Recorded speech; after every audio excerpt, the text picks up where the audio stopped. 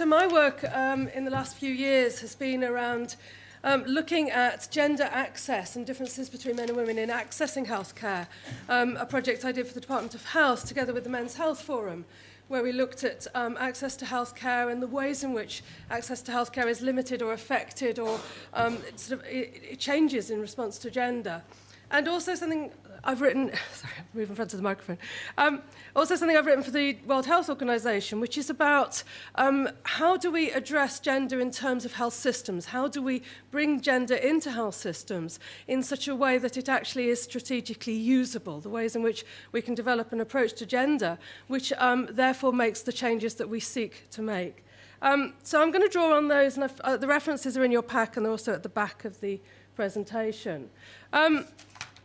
I think what's interesting for me from both of those pieces of work I've done recently, and also I think for conferences like today's, is that I think we're very good, we're getting increasingly better at understanding differences between men and women in terms of their health. But what's really challenging is what do we do about that in terms of health policy.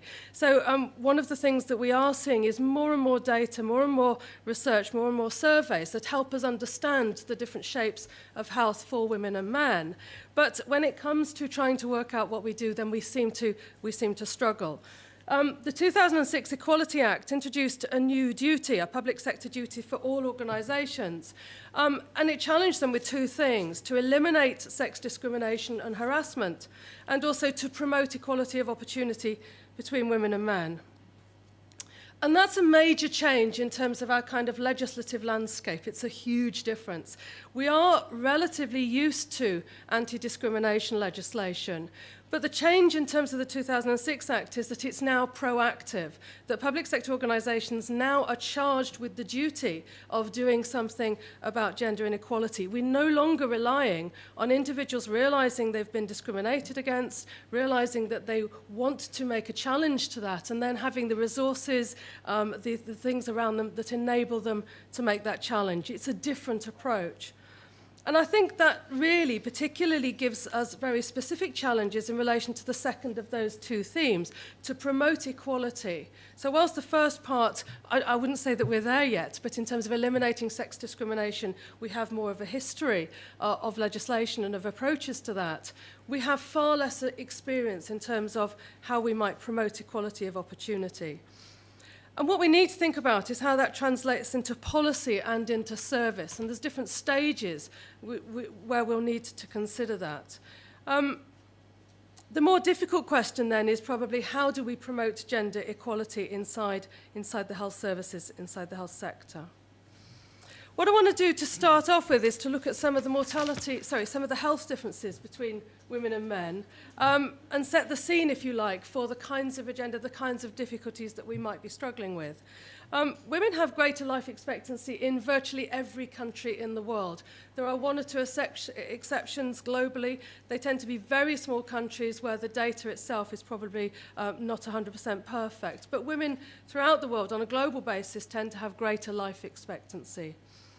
We also tend to die of the same kinds of things, and the key difference there really is the extent to which we die at different ages. So cardiovascular disease as a large-scale sort of cause of death is similar for men and women on a global basis.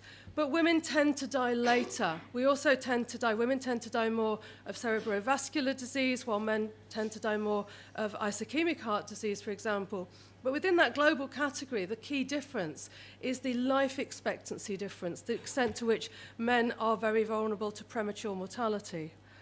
In terms of cancer, there are differences between men and women in cancer, and I know Alan White, who's speaking this afternoon, is going to talk about that in his session.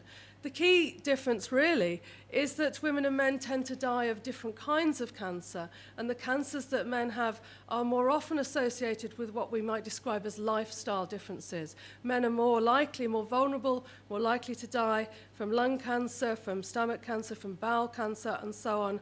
And women's cancers tend to be more associated with reproductive health. The other difference, and this is a very significant difference, is that men have higher risks of injury-related mortality. Both accidental injury, violence, and self-inflicted injury are higher for men than they are for women. So the key differences in mortality set the first part of the picture. When it comes to looking at morbidity or ill health, then the differences become rather more complex.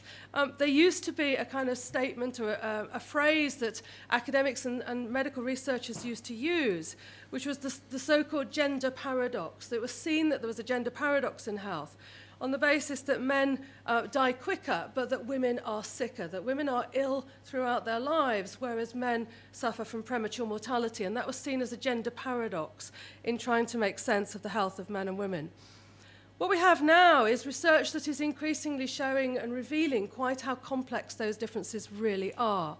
And some of those differences are not necessarily about whether men or women are sicker, but are actually about our use of services and the ways in which we actually get to health care. So, for example, more women are treated for depression and anxiety, but we're increasingly aware of the fact that for many men, their illness goes undiagnosed. Either they don't recognize it themselves, their spouses, their carers, their partners, their friends don't recognize it. Men are more likely to use different kinds of behavior to try and deal with depression and anxiety, and so it might tie in with substance abuse in particular. And that when they do attend and when they get to the healthcare practitioner, that because of the stereotypes about illness, men's depression isn't always recognised in the clinical setting. Some conditions we know are more common for either women or for men, and there are quite specific differences. So, for example, rheumatoid arthritis and osteoporosis are more common among women, and ankylosing spondylitis is more common among men. So we know that there are differences between women and men in terms of the conditions they get. But what we also need to bear in mind is the complexity of that picture. So how do we make sense of that? I hope you'll forgive me for rehearsing these arguments. I think that I'm sure people in this room are very well aware of these differences. It surprises me that I still see people sort of writing sort of incorrectly about the differences between sex and gender. Particularly, I think we've increasingly seen a use of gender to try and convey all of the differences between women and men. It's become a sort of almost a politically correct way of talking about women and men. And I think sometimes the slippage means we forget about biology, and we would do that at our peril.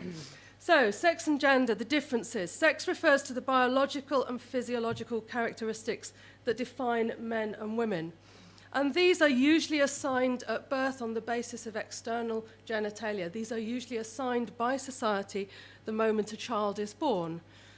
Gender, on the other hand, is referring to socially constructed roles, behaviours, activities, attributes that are given to individuals by society. They are the things that are seen as appropriate for men and for women, which means that all societies have those, and there are huge similarities across different societies in terms of the kinds of characteristics we assign to women and men. But it also means, because it's a social construction, that it's open to change. So one of the things we also know is that gender changes over time. How do those then connect with health? Two stages to this, really. The sex influences on health increasingly are becoming unravelled, unpicked by medical science, and we are seeing more and more evidence about the significance of sex-linked influences.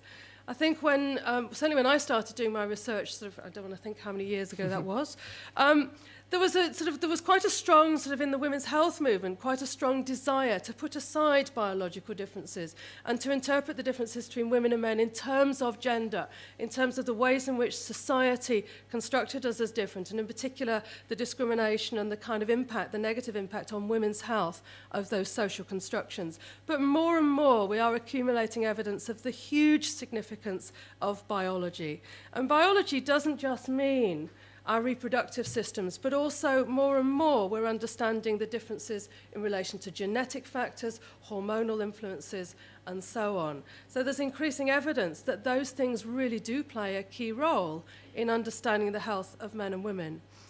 And what's interesting about that, of course, is that policy on the whole is not aiming to change biological factors. Those are factors that we are needing to understand, but we're not aiming to design policy to create strategies that are about changing biology. What we're aiming to do is to try and understand those factors and make sure that they're taken account of, make sure that they are factored in when we think about health services.